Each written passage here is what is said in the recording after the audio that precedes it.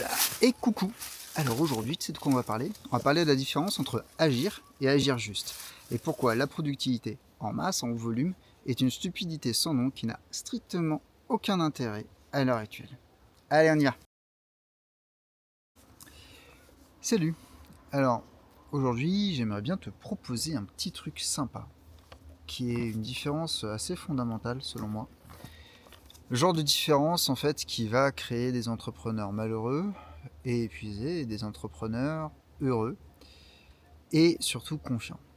En fait, cette différence, c'est une différence entre aller vite et aller juste. Actuellement, la productivité incite de ouf à agir en masse. On est dans l'agitation et pas dans l'action. On agit en masse, on s'agite et en fait, à un certain moment, en fait, on perd juste toute notre cohérence. Et ça, c'est un putain de sujet parce que en fait, il y a plein de gens qui prônent à fond le fait d'aller vite. Ils n'ont pas forcément tort. Le problème, c'est que aller vite, stupidement, c'est juste un épuisement qui attend d'arriver. Pour te donner un ordre d'idée, actuellement, je pense qu'il y a des gens qui ont tellement envie d'aller vite qu'ils seraient capables de mettre des pâtes à cuire, des pâtes qui cuisent en 12 minutes, et au bout de 6 minutes dire c'est pas grave, je les mange quand même parce que comme ça je vais plus vite. On en est pour moi à ce niveau de conneries à l'heure actuelle autour de la productivité et de l'entrepreneuriat et de manière générale de la vie professionnelle et de l'optimisation de la vie professionnelle. On a le droit d'optimiser, hein, attention, ne fais pas dire ce que j'ai pas dit. On a le droit d'optimiser, mais pour ça, il faut le faire intelligemment et il faut le faire avec quand même un certain sens de la cohérence. Mais je t'en parle juste après là, tu vois. Alors, le premier truc, tu vois, c'est ce fameux adage de la Startup Nation, go fast and break things. Ouais, c'est bien d'aller vite, c'est bien de casser des statu quo et de casser des trucs. Il y a juste un truc, hein, il faut que ce soit cohérent. Parce qu'à l'heure actuelle, on te vend la vitesse d'exécution comme étant un indicateur de succès, un indicateur de dynamisme et d'à propos d'un projet entrepreneurial. C'est parfaitement faux. Ce qui va compter avant toute chose, c'est la cohérence de tes actions entre elles et leur cohérence vis-à-vis du but que tu t'es fixé. Derrière, que tu ailles vite, c'est très bien. Mais si tu vas vite au prix de cette cohérence et au prix de la cohérence des actions entre elles, alors t'es pas au bon endroit. Parce que des gens qui sont allés très vite et qui ont construit des produits qui ne servent strictement à rien ni à personne, j'en connais. Et j'en connais plus que des gens qui ont pris le temps d'agir et de créer une boîte pas à pas qui sert à quelque chose et dont le produit crée une vraie différence pour les gens. Et les gens sont prêts à payer des centaines, voire des milliers d'euros pour leur produit. Malheureusement, je connais plus des gens qui se sont agités dans tous les sens et qui ont cru que s'agiter, c'était être productif et c'était être entrepreneur. Le plus gros paradoxe que je vois dans cette situation, en fait, c'est que depuis quelques années, on commence à prôner le moins mais mieux comme approche de productivité. Genre oui, je ralentis, Ouais, ok, tu ralentis, mais tu sais pas t'y prendre. Et en fait, ça, c'est un putain de sujet. Les gens veulent ralentir, les gens veulent avoir une productivité qui soit plutôt basée sur la qualité et la cohérence que sur la rapidité et l'agitation. Ouais, super. Sauf qu'ils utilisent les mêmes métriques, ils utilisent les mêmes logiques et ils utilisent la même pensée que pour la productivité en masse et la productivité, on va appeler ça volumique.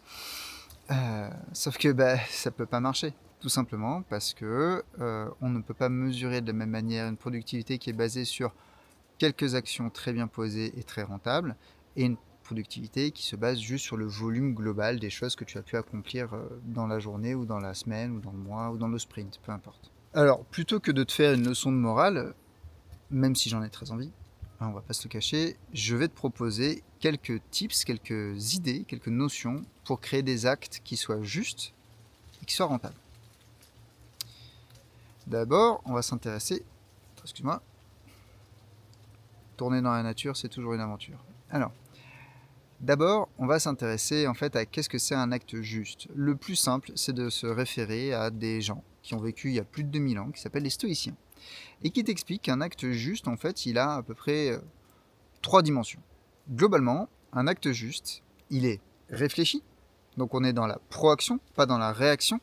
Okay, il est en ton pouvoir, c'est-à-dire qu'il dépend de ton action et pas de l'action de quelqu'un d'autre. Je vais y revenir. Et il est cohérent avec ton éthique et tes objectifs. on reprend du début. Donc, d'abord, un acte juste est un acte qui est réfléchi. Ça veut dire quoi? Ça veut dire que plutôt que de réagir à des situations, tu crées des situations où tu vas pouvoir agir de la manière qui te convient. Et si la situation ne te convient pas, alors tu n'agis pas. Donc tu acceptes à certains moments de perdre en apparence quelque chose pour gagner en cohérence. Ça, c'est le premier truc, c'est l'acte réfléchi. Le deuxième truc, c'est l'acte qui est en ton pouvoir. C'est-à-dire que, par exemple, tu peux envoyer la meilleure proposition commerciale possible à tes clients. Mais c'est pas en ton pouvoir qu'ils signent. Ce qui est en ton pouvoir, c'est que tu envoies la meilleure proposition commerciale possible. Et cette nuance-là, elle est fondamentale. Un acte juste, un acte cohérent, un acte rentable, c'est un acte qui va te permettre tout simplement de créer ça, de créer ce moment où tes actes, en fait, tu fais ce que tu peux en ton pouvoir. Ce qui est en fait, l'acte juste, du coup, là, dans ce cas-là, pour l'exemple de la proposition commerciale, c'est de créer la meilleure proposition. Mais tu ne peux pas forcer les gens à signer chez toi. Et ça, c'est une dimension fondamentale. Et donc peut-être que là, tu vois, par exemple, un indicateur de productivité serait tout simplement d'arrêter de mesurer le volume de propositions que tu envoies, mais de commencer à mesurer l'à propos de ces propositions. Tout simplement. Et le troisième point, c'est que c'est un acte qui est cohérent avec tes objectifs et ton éthique. L'art et la manière. Ok, il y a ce qu'on fait et comment on fait. Okay, et ça, c'est ultra important. Et par exemple, encore une fois, avec un exemple commercial, ça va très vite. Est-ce que tu as envie d'essorer chaque client que tu as ou est-ce que tu as envie de créer des clients qui sont heureux de venir travailler avec toi? Normalement, c'est la deuxième réponse. Et pour que les clients soient heureux de travailler avec toi, il faut que tes actes ils soient justes, ils soient éthiques. Ou en tout cas, qu'ils soient conformes à ton éthique. Et ça joue de ouf. Ok? Allez, on va continuer et tu vas voir que ça va faire sens juste après. Maintenant qu'on s'est posé un acte juste, un acte qui soit à la fois réfléchi, cohérent, en ton pouvoir, tout ça, tout ça. Faut quand même dire un truc. C'est que c'est pas parce que tu sais quel est l'acte cohérent, réfléchi, l'acte juste, qu'il faut pas que tu agisses. Donc l'action, la réalisation de l'acte compte autant que la dimension juste de l'acte. Donc en gros, les gens qui disent ouais je sais exactement quoi faire mais je le fais pas, ces personnes-là, elles sont pas dans la productivité, elles sont juste dans l'évitement de la tâche. Savoir ce qu'il faut faire ne dédouane pas d'agir. Savoir faire ce qu'il faut faire implique que tu sais quand tu vas agir aussi. Et que tu vas agir effectivement pour ton bien et pour le bien de ton projet. Ça, c'est une dimension assez drôle à voir parce que tu as plein de gens qui savent exactement ce qu'ils doivent faire, qui ont mis en place tout ce qu'il faut, mais qui n'agissent pas, qui n'appuient pas sur le bouton démarrer, tout simplement parce qu'ils ont peur. Donc l'acte juste et la bonne productivité passent aussi par le fait de dépasser cette peur de mal agir, de se tromper, d'échouer, du qu'en dira-t-on et ainsi de suite.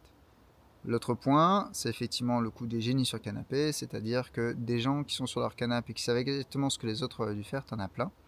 Par contre, est-ce que ces gens-là ont réalisé quelque chose d'équivalent, d'au moins aussi bien, d'au moins aussi beau? C'est pas sûr. Et là, je te renvoie à chaque fois aux experts sur canapé que tu trouves un peu partout, qui te disent comment le monde du trail devrait évoluer, comment le 15 de France devrait jouer face à l'Afrique du Sud, et ainsi de suite. La réponse est toujours la même. Fais, après tu pourras parler. Mais fais. Et surtout, de manière générale, essaie de faire des actes justes. Parce qu'en fait, au milieu de tout ça, ce qu'il faut se dire, et ce qu'il faut comprendre, ce qui est fondamental, selon moi, c'est que quand tu poses suffisamment d'actes justes, tu finis par obtenir exactement ce que tu veux, de la manière que tu veux. Et ça n'a pas de prix. À l'heure actuelle, si tu arrives à obtenir ce que tu veux de la manière que tu veux, tu es déjà dans un niveau d'accomplissement et de réalisation de toi que la plupart des gens espèrent avoir et désespèrent avoir un jour. Et ça, c'est précieux. Et je t'invite à le garder bien au chaud près de ton cœur. Allez, à toi de jouer.